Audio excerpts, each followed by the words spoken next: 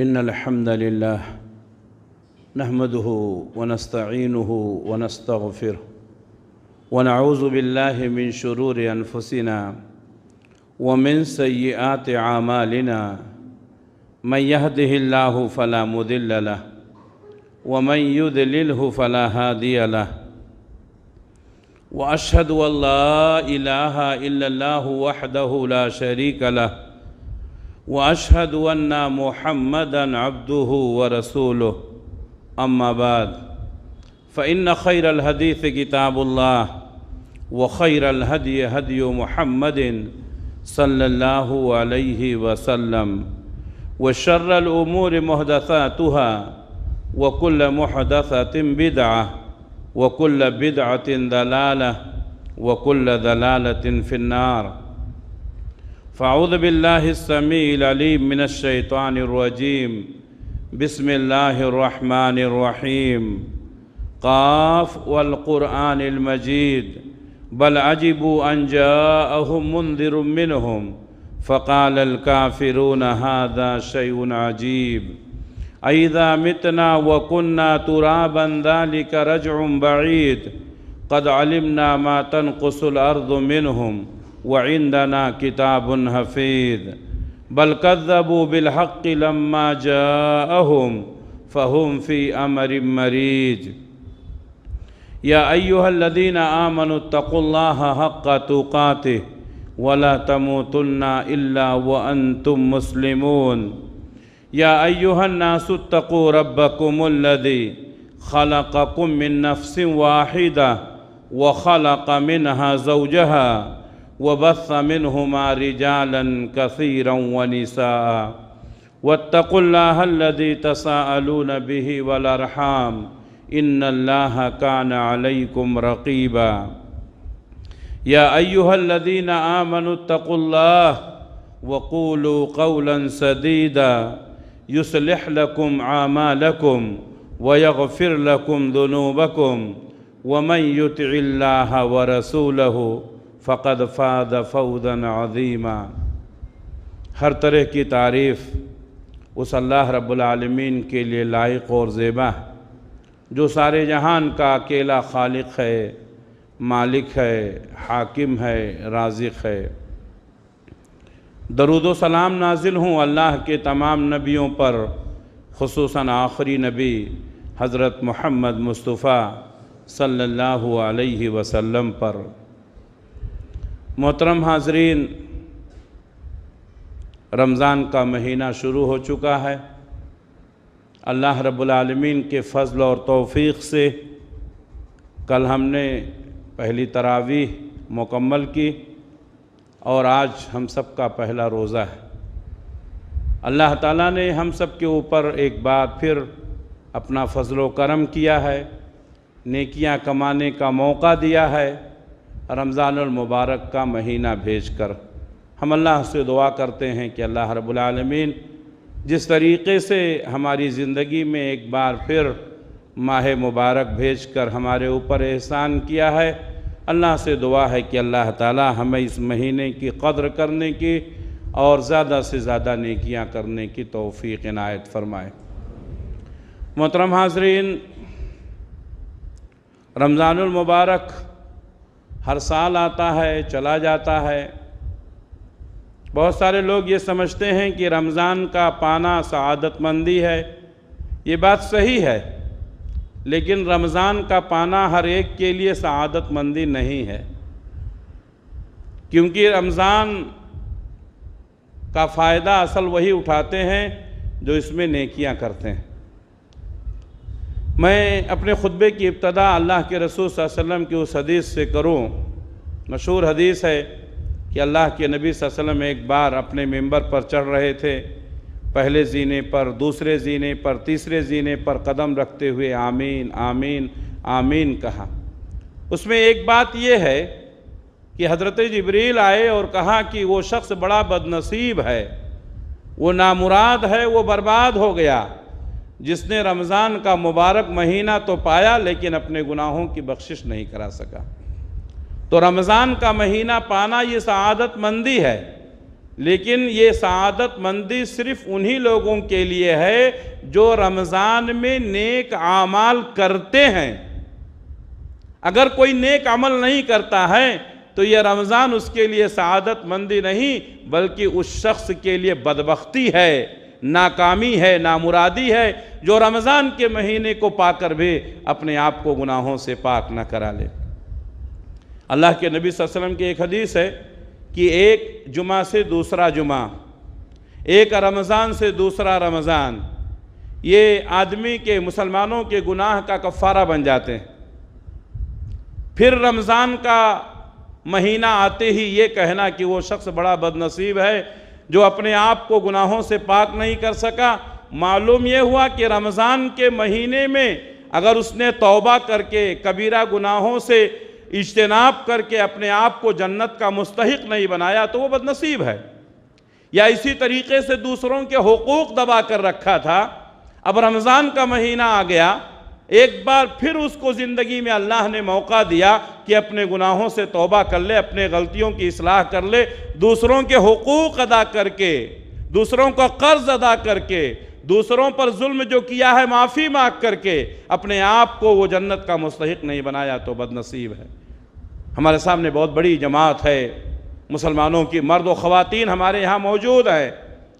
موقع ہے کبیرہ گناہوں سے توبہ کریں، موقع ہے اگر ہم کسی کے اوپر ظلم کیے ہیں تو اس سے معافی مانگ لیں، موقع ہے اگر ہم نے کسی کا حق دبا لیا ہے تو اس کو واپس کر دیں۔ اس لیے کہ رمضان کے مہینے میں بھی اگر کوئی آدمی اپنے آپ کو گناہوں سے پاک کر کے جنت کا مستحق نہیں بنایا تو ہمارے نبی نے اس کو بد نصیب کہا، جبریل امین نے اس کو بد نصیب کہا۔ ہم رمضان کو ایک معمولی مہینہ سمجھتے ہیں، کیوں؟ اس لیے کہ ہر سال رمضان آتا ہے چلا جاتا ہے۔ جب تک ہم کسی کی اہمیت کو نہیں سمجھیں گے ہمیں نیکیوں میں دلچسپی نہیں ہوگی۔ جس طریقے سے کوئی شخص ہمارے پاس آیا اور اس کا تعارف کراتے ہوئے، اس کا انٹروڈکشن کراتے ہوئے اس کی اہمیت کو بتایا گیا تو لوگ سمجھتے ہیں کہ اس کی اہمیت ہے۔ تو انٹروڈکشن بہت امپورٹنٹ ہوتا ہے، تعارف بہت اہم ہوتا ہے۔ بہت سارے لوگ رمضان کے متعلق بہت ساری باتیں نہیں جانتے ہیں۔ آج کے اس خطبے میں میں کچھ خصوصیات بیان کروں گا رمضان المبارک کے، اور اللہ سے دعا کروں گا کہ اللہ تبارک و تعالیٰ ان خصوصیات کو سمجھتے ہوئے ہمیں زیادہ سے زیادہ عمل کی توفیق عنایت فرمائے۔ ماہ رمضان کی سب سے پہلی خصوصیت یہ ہے کہ یہ قرآن مجید کا مہینہ ہے۔ اللہ تعالیٰ نے اس مہینے میں قرآن نازل کیا۔ اللہ نے فرمایا شہر رمضان الذی انزل فیہ القرآن، رمضان کا مہینہ وہی ہے جس میں قرآن نازل ہوا، اور قرآن اللہ کی وہ مقدس کتاب ہے جو تمام کتابوں میں سب سے افضل ہے۔ جس رات نازل ہوئی وہ لیلۃ القدر ہے، جس مہینے میں نازل ہوئی وہ سب مہینوں میں بہتر ہے، رمضان کا مہینہ۔ جس نبی پر نازل ہوئی یہ کتاب وہ تمام نبیوں سے افضل ہے، افضل البشر ہے، امام الانبیاء۔ جس امت پر نازل ہوئی وہ سب سے بہترین امت ہے، کنتم خیر امت اخرجت للناس۔ جس شہر میں نازل ہوئی وہ شہر سب سے بہترین شہر ہے جس کو البلد الامین کہا گیا۔ جس دور میں نازل ہوا وہ دور سب سے بہترین دور ہے، خیر القرون قرنی۔ رمضان کا اور قرآن کا بہت گہرا تعلق ہے۔ یہی وجہ ہے کہ جب رمضان شروع ہوتا تھا اللہ کے نبی صلی اللہ علیہ وسلم کی تلاوت بڑھ جاتی تھی۔ حدیث میں آتا ہے کہ اللہ کے نبی صلی اللہ علیہ وسلم حضرت جبریل کے ساتھ رمضان میں قرآن مجید کا ایک دور مکمل کرتے تھے، اور جس سال آپ کی وفات ہوئی اس سال آپ نے 2 دور مکمل کیا۔ تو رمضان میں کثرت سے قرآن مجید پڑھنے کی کوشش کریں۔ کیوں؟ رمضان کا مہینہ قرآن کا مہینہ۔ جو لوگ قرآن پڑھنا نہیں جانتے ہیں بہترین موقع ہے کہ قرآن مجید پڑھیں۔ قرآن مجید پڑھنا، پڑھانا، سیکھنا، سکھانا یہ بڑا بہترین عمل ہے۔ ہمارے نبی نے فرمایا خیرکم من تعلم القرآن وعلمہ، تم میں سب سے بہتر وہ ہے جو قرآن کو سیکھتا ہے اور دوسروں کو سکھاتا ہے۔ تو اس مہینے میں کم سے کم قرآن پڑھنے کی کوشش کریں۔ نہیں پڑھنا جانتے ہیں تو کسی عالم کے پاس، کسی حافظ کے پاس بیٹھ کر کے کوشش کریں، انشاءاللہ 1 مہینے میں آپ قرآن پڑھنا سیکھ جائیں گے۔ ماہ رمضان کی دوسری خصوصیت یہ ہے کہ اس میں جنت کے دروازے کھول دیے جاتے ہیں۔ اللہ کے نبی صلی اللہ علیہ وسلم نے فرمایا اذا دخل رمضان فتحت ابواب الجنہ، جب رمضان کا مہینہ آتا ہے تو جنت کے دروازے کھول دیے جاتے ہیں۔ جنت کے 8 دروازے ہیں۔ رمضان کے تقدس میں، رمضان کی توقیر میں، رمضان کی تحسین میں اللہ تبارک و تعالیٰ جنت کے 8 دروازوں کو کھول دیتا ہے۔ حدیث میں ہے پورے رمضان بند نہیں کیا جاتا۔ اب آپ کے دماغ میں یہ بات آ سکتی ہے کہ رمضان کا جنت کے دروازوں سے کھولنے کا کیا تعلق؟ رمضان یہ بہت مقدس مہمان ہے۔ جس طریقے سے ہم کسی شخص سے محبت کرتے ہیں تو اس سے کہتے ہیں کہ آپ کے لیے ہمارے گھر کے سارے دروازے کھلے ہیں، آپ جب چاہیں آ سکتے ہیں، تو یہ آدمی کے اہمیت کی طرف اجاگر کرتا ہے۔ تو رمضان اتنا مقدس مہینہ ہے کہ اس مہینے میں مکمل طور پر ایک مہینے جنت کے 8 دروازے کھلے رہتے ہیں۔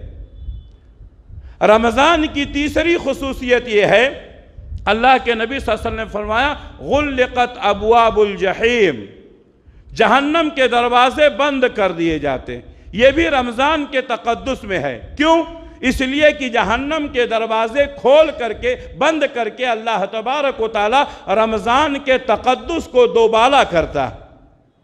جس طریقے سے کسی اچھے مہمان کی آمد پر ہم اچھی چیزوں کو سجا دیتے ہیں اور بری چیزوں پر پردے ڈال دیتے ہیں، تو اللہ تبارک و تعالی رمضان کے تقدس میں جہنم کے 7 دروازوں کو بند کر دیتا ہے۔ جہنم کے 7 دروازے ہیں، جنت کے 8 دروازے ہیں۔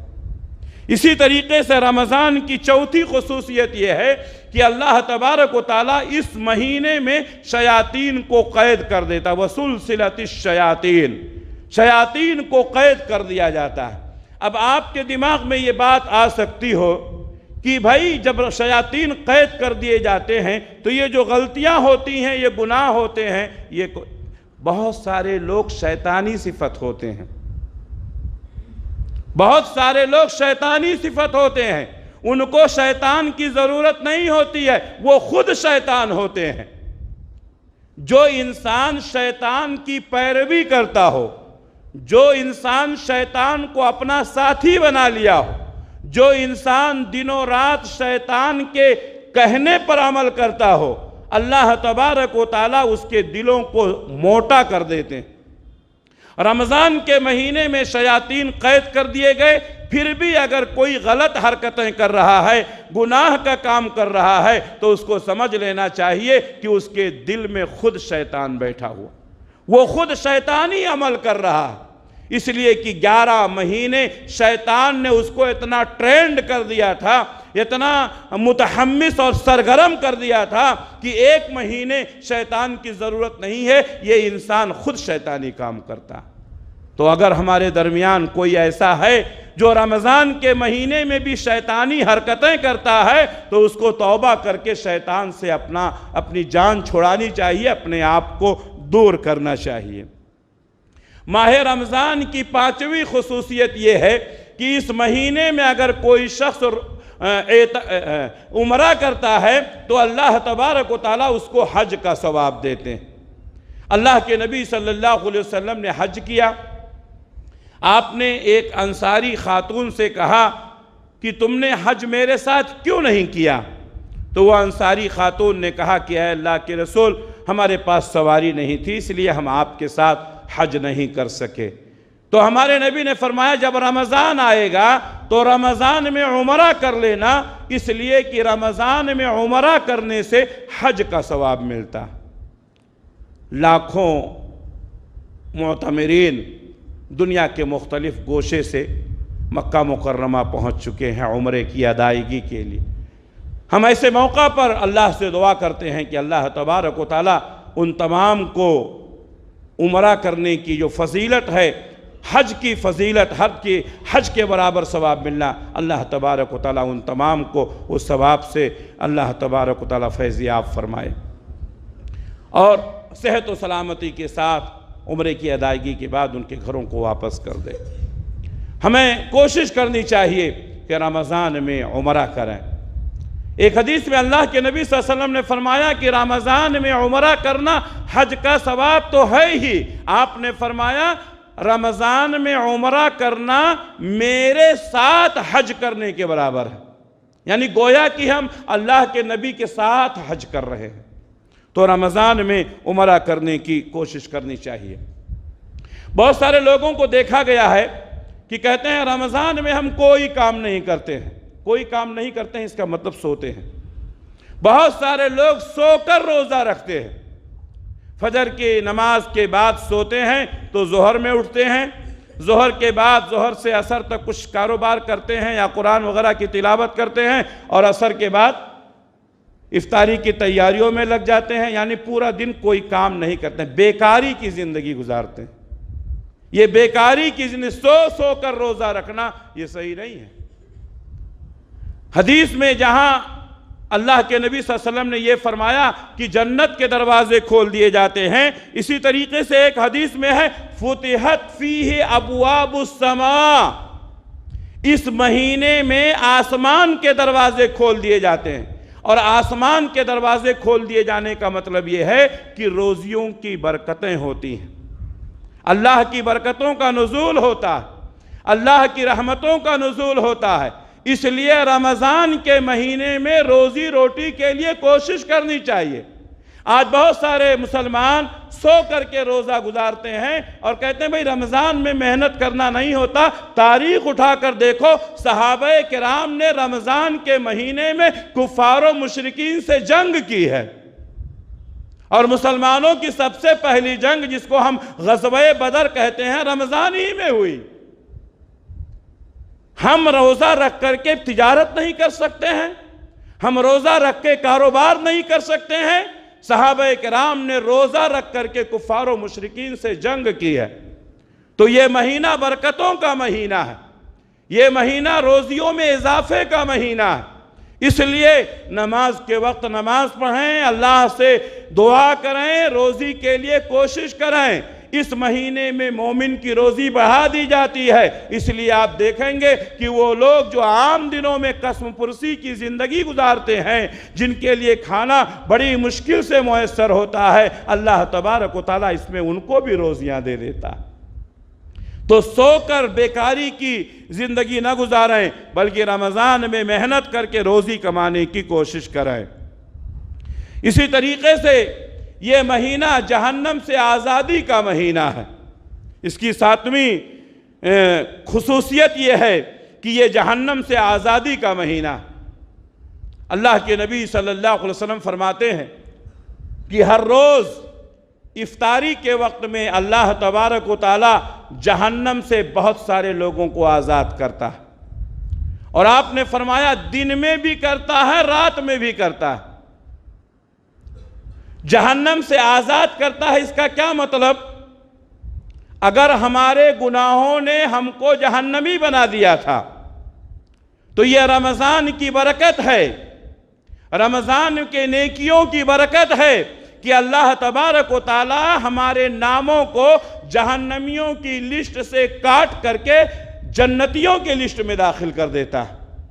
تو ہمیں اس مہینے میں کثرت سے اللہ سے توبہ کرنا چاہیے اور جہنم سے آزادی کی دعا کرنی چاہیے۔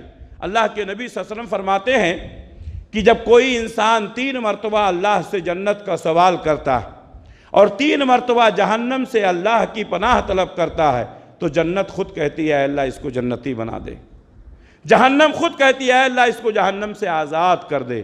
اس لیے ہمیں دعا کرنے چاہیے، اللہم انی اسألک الجنت واعوذ بک من النار، اے اللہ میں تجھ سے جنت کا سوال کرتا ہوں اور جہنم سے تیری پناہ مانگتا ہوں۔ 3 مرتبہ کم سے کم دن میں پڑھتے رہیں، اللہم انی اسألک الجنت واعوذ بک من النار، اللہم انی اسألک الجنت واعوذ بک من النار۔ اسی طریقے سے اس مہینے کی 8ویں خصوصیت یہ ہے کہ اس مہینے میں اللہ تبارک و تعالیٰ نے ایک رات رکھی ہے، اس ایک رات کی عبادت 1000 مہینے کی راتوں کی عبادت سے بہتر ہے۔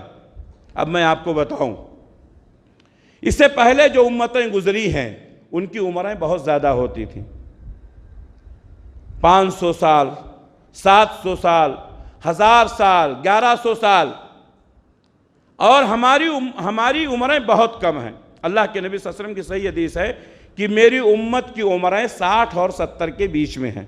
60 سے پہلے بھی کوئی مر سکتا ہے، 70 کے بعد بھی کوئی جی سکتا ہے، لیکن ایسا کم ہوتا ہے۔ عام طور پر 60 اور 70 کے بیچ میں اس امت کی عمریں ہیں۔ اب ہم ان جتنی نیکیاں وہ لوگ کر کے گئے ہیں، پہلی امت ہیں، ہمارے پاس اتنا موقع نہیں ہے، لیکن اللہ تعالیٰ نے ہمیں کچھ اوقات، کچھ گھڑیاں ایسی دی ہیں کہ ہم اس مختصر گھڑی میں تھوڑی سی عبادت کر کے ان سے آگے جا سکتے ہیں۔ اللہ کے نبی صلی اللہ علیہ وسلم کی ایک اور حدیث میں آپ کو بتا دوں، آپ نے فرمایا کہ دنیا میں ہم سب سے آخر میں آئے ہیں اور جنت میں سب سے پہلے جائیں گے۔ دنیا میں سب سے آخر میں آئے ہیں اور جنت میں سب سے پہلے جائیں گے۔ کیوں؟ اس لیے کہ نیک عمل ہمارے یہاں زیادہ۔ تو اللہ تعالیٰ نے کچھ گھڑیاں دی ہیں۔ اللہ کے احسانات میں سے ایک احسان یہ ہے کہ ایک رات رمضان کی اللہ نے ہمیں ایسی دی ہے کہ اس ایک رات کی عبادت 1000 مہینے کی راتوں کی عبادت سے بہتر ہے۔ لیلۃ القدر خیر من 1000 الشہر۔ لیلۃ القدر، اس رات کی عبادت 1000 مہینے کی راتوں کی عبادت سے بہتر۔ اسی طریقے سے اس مہینے کی 9ویں خصوصیت یہ ہے کہ یہ تقرب الہی کا بہترین موقع فراہم کرتی ہے۔ اس لیے آپ دیکھیں گے جو لوگ کبھی نہیں مسجد میں آتے تھے، رمضان میں وہ بھی مسجدوں میں آ جاتے ہیں۔ جو لوگ کبھی نہیں اپنے آپ کو مسلمان ظاہر کرتے تھے، رمضان کے مہینے میں وہ بھی ٹوپی لگا کے کرتا پہن کے اپنے آپ کو مسلمان ظاہر کرتے۔ تو رمضان اللہ سے قریب ہونے کا موقع فراہم کرتا ہے، بہت ساری نیکیاں انسان کرتا ہے۔ اللہ کے نبی صلی اللہ علیہ وسلم اللہ کا تقرب حاصل کرنے کے لیے اس مہینے کے آخری عشرے میں اعتکاف کرتے تھے۔ اعتکاف کا مطلب کیا ہوتا ہے؟ مسجد کے کسی کونے میں بیٹھ جانا، صرف اللہ کی رضا کے لیے، دنیا سے کٹ جانا۔ اعتکاف کے مسائل بعد میں بیان کیے جائیں گے، میں رمضان کی خصوصیت بتا رہا ہوں۔ آج ہمارے لوگ جو اعتکاف میں بیٹھتے ہیں، شاید کسی کی اعتکاف اللہ کے ہاں قبول ہوتی۔ اعتکاف کا مطلب یہ ہے کہ دنیا سے کٹ کر صرف اللہ سے جڑ جانا، اور ہمارا حال یہ ہے کہ اعتکاف میں بیٹھ کر موبائل کے ذریعے سے پوری دنیا کا کاروبار چلتا ہے، غیبت اور چغلی بھی ہوتی ہے۔ موبائل اور لیپ ٹاپ کے ذریعے سے مسجد میں بیٹھ کر بزنس کیا جاتا ہے، جبکہ اللہ کے نبی صلی اللہ علیہ وسلم نے فرمایا کہ اگر کوئی شخص مسجد میں کاروبار کی بات کرتا ہے تو اس کے لیے بد دعا کرو کہ اس کی تجارت کو اللہ برباد کر دے۔ ایسے لوگوں کو اعتکاف میں بیٹھنے کی ضرورت نہیں ہے جو اپنے آپ کو اتنا مشغول رکھتے ہیں۔ اسی مشغولیت سے بچنے کے لیے تو اعتکاف کیا جاتا ہے۔ باہر کے فتنوں کو لا کر کے مسجد میں داخل کر دینا یہ ثواب نہیں، گناہ کا کام ہے۔ اس لیے جو حضرات اپنے آپ کو بہت سرگرم رکھتے ہیں وہ اپنی یہ سرگرمی مسجد کے باہر رکھیں، مسجد کے تقدس کو پامال نہ کریں۔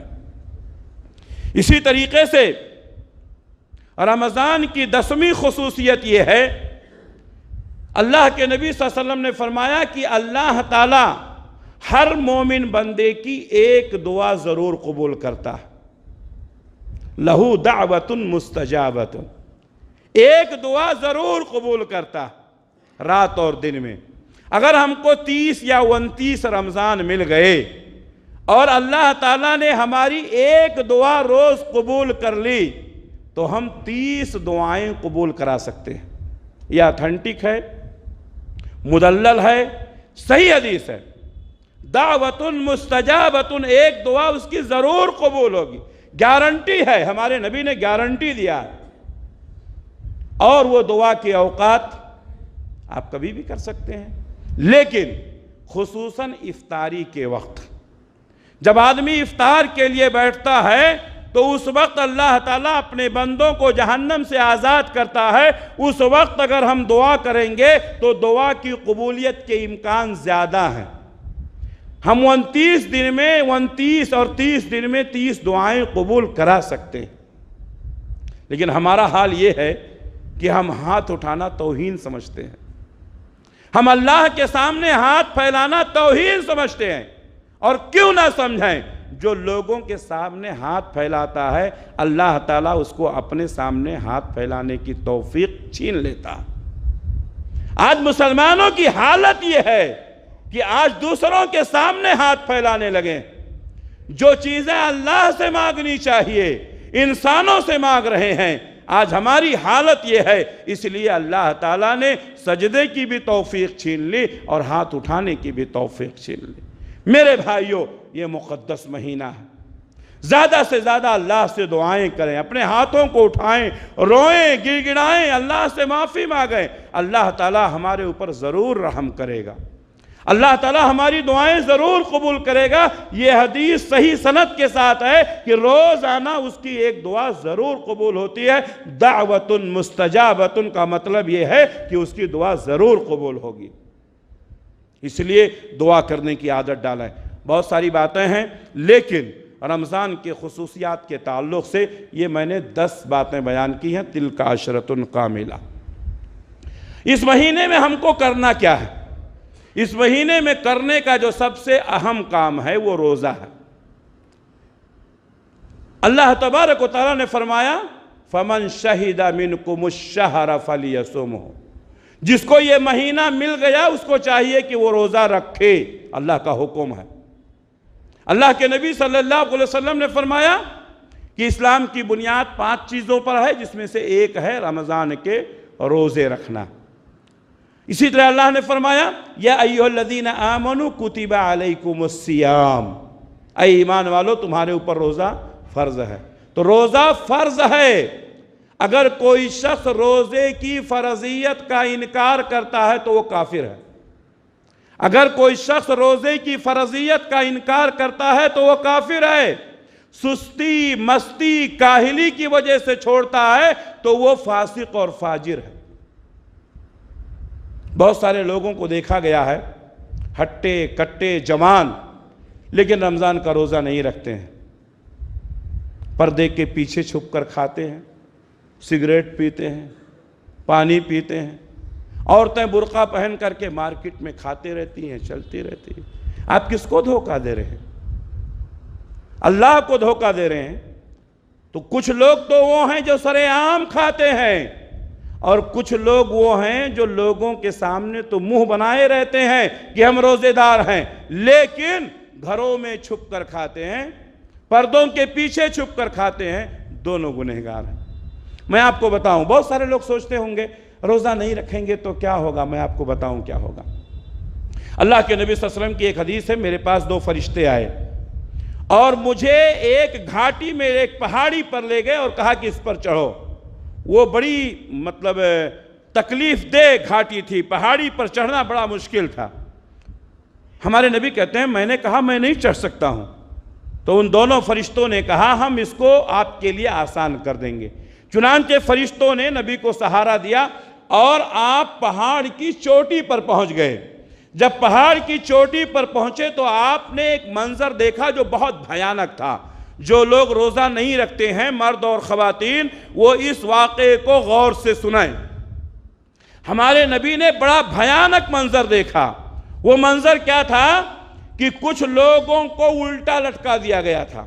جس طریقے سے بکری کو ذبح کرنے کے بعد اس کا کھال اتارنے کے لیے الٹا لٹکا دیا جاتا، ایسے ہی کچھ لوگوں کو الٹا لٹکا دیا گیا ہے، ان کے پیر میں رسیاں باندھ کر کے، کڑے ڈال کر کے، اور ان کے منہ کو چیر دیا گیا ہے۔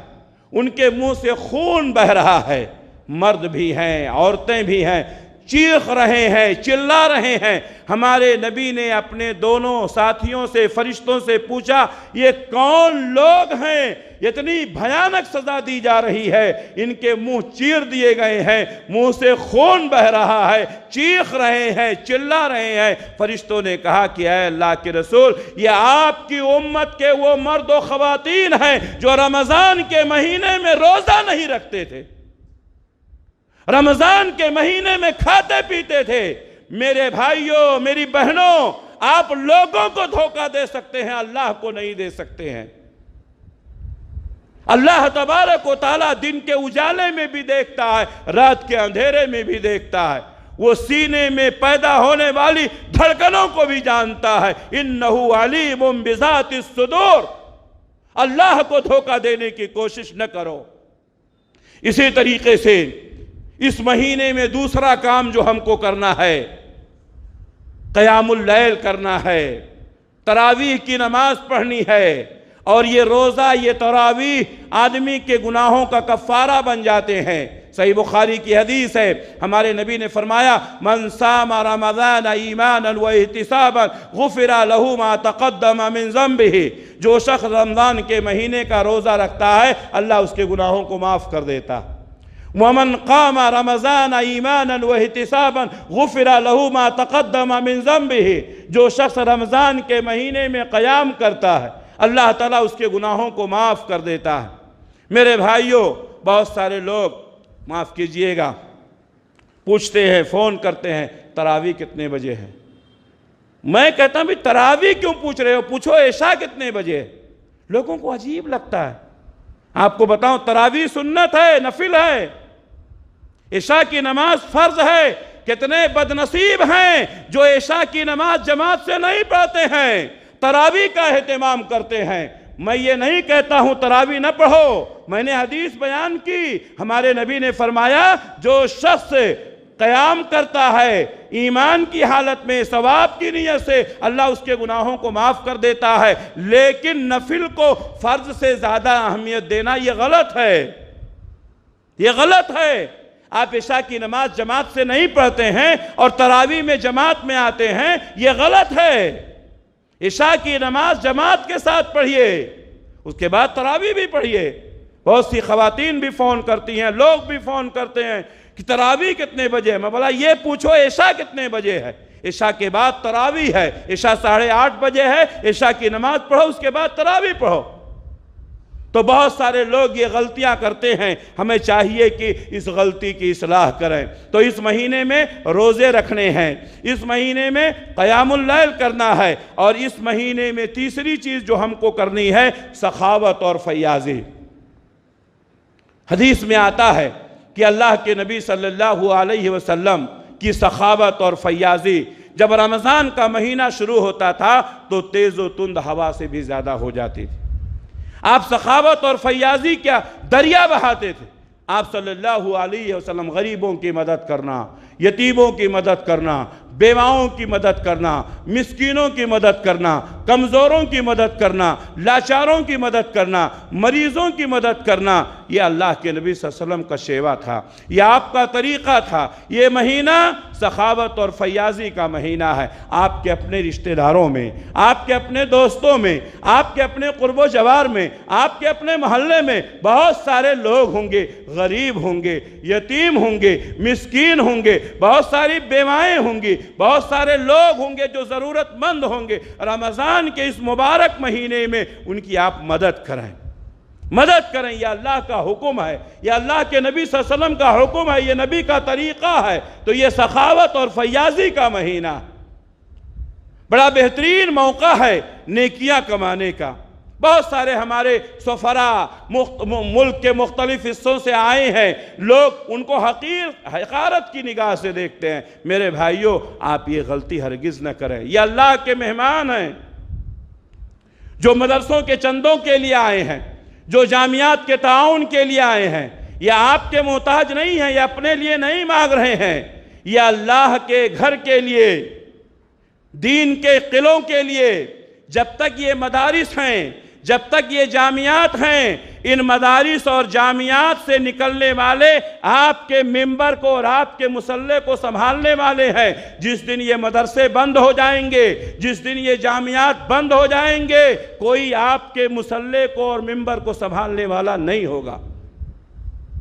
آپ ان کو حقیر نہ سمجھیں، انہی کی محنتوں سے جامعات چلتے ہیں، انہی کی محنتوں سے مدرسے چلتے ہیں، اور اسی مدرسے میں پڑھ کر کے لوگ عالم اور فاضل بن کے دین کی خدمت کرتے ہیں۔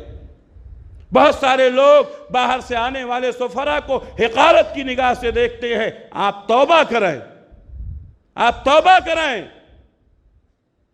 یہ مساجد، یہ مدارس، یہ مکاتب، یہ جامعات، یہ دین کے قلعے ہیں۔ یہیں سے دین کا نور پھوٹتا ہے جو ہمارے اور آپ کے گھروں تک پہنچتا ہے۔ جس دن یہ نور بجھ جائے گا، ہمارے اور آپ کے گھروں میں روشنی نہیں رہ جائے گی۔ یہ ایمان کا پاور ہاؤس ہے، یہیں سے ایمان کی شعاعیں پھوٹتی ہیں۔ ان مدرسوں کی حفاظت کرنا، ان جامعات کی حفاظت کرنا ہم سب کی ذمہ داری ہے۔ اسی طریقے سے اس مہینے میں ایک اور کام جو ہمیں کرنا ہے، زیادہ سے زیادہ لوگوں کو سحری کرانا ہے، افطار کرانا ہے، اپنوں کو بھی اور مسافرین کو بھی۔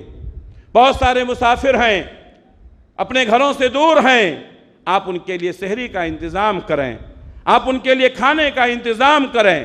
آپ نے ایک روزہ رکھا، آپ نے 2 لوگوں کو افطار کرایا، ایک دن میں آپ نے 3 روزوں کا ثواب حاصل کیا، 3 روزوں کا ثواب حاصل کیا۔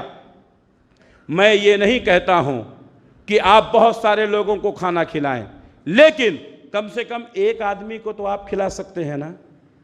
کوشش کریں میں ہر رمضان میں ہر دن ایک آدمی کو ضرور کھلاؤں گا۔ اس طریقے سے ایک روزے دار کو افطار کرا کے آپ 60 روزوں کا ثواب حاصل کر سکتے ہیں۔ اللہ کے نبی صلی اللہ علیہ وسلم نے فرمایا کہ جس شخص نے روزہ رکھا اس کو ایک روزے کا ثواب ملا، اور جس نے کسی روزے دار کو افطار کرایا ایک اور روزے کا ثواب ملا۔ تو آپ ایک روزہ اپنا اور ایک روزے دار کو افطار کرا کے کم سے کم روزانہ 2 روزوں کا ثواب حاصل کر سکتے ہیں۔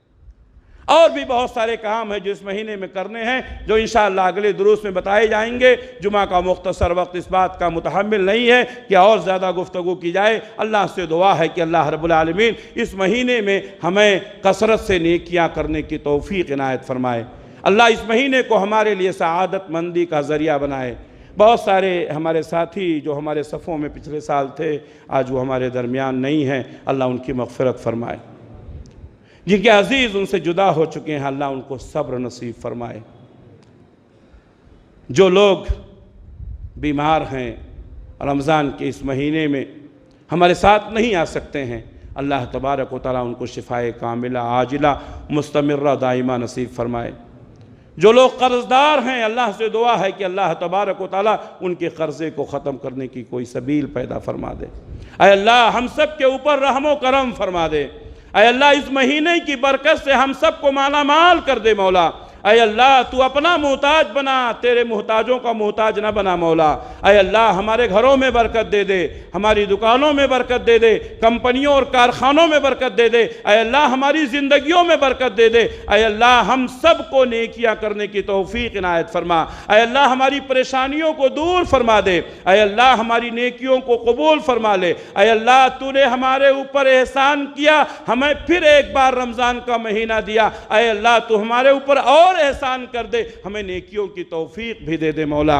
اے اللہ ہم سب کو جہنم سے آزاد کر دے مولا۔ اے اللہ ہماری ماؤں بہنوں کو پردہ کرنے کی توفیق عنایت فرما۔ اے اللہ امتحانات شروع ہونے والے ہیں، ہمارے بچوں کو صحیح نمبرات سے کامیابی عطا فرما مولا۔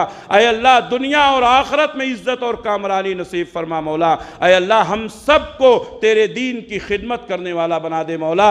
اے اللہ ہم سب کو اپنے غریب بھائیوں کی مدد کرنے والا بنا دے مولا۔ اے اللہ ہم سب کو تیرے دین کے لیے مر مٹنے کا جذبہ پیدا کرنے والا بنا دے مولا۔ اے اللہ ہم سب کو نیکیوں کے معاملے میں ایک دوسرے کا تعاون کرنے کی توفیق عنایت فرما مولا۔ اے اللہ ہمیں روزے رکھنے کی توفیق عنایت فرما، قیام اللیل کرنے کی توفیق عنایت فرما، دوسروں کی مدد کرنے کی توفیق عنایت فرما، قرآن کی تلاوت کرنے کی توفیق عنایت فرما، دوسروں کے ساتھ احسان کرنے کی توفیق عنایت فرما۔ اے اللہ ہم سب کے گناہوں کو معاف فرما دے مولا۔ ربنا تقبل منا انك انت السميع العليم وتب علينا انك انت التواب الرحيم برحمتك يا ارحم الراحمين آمين۔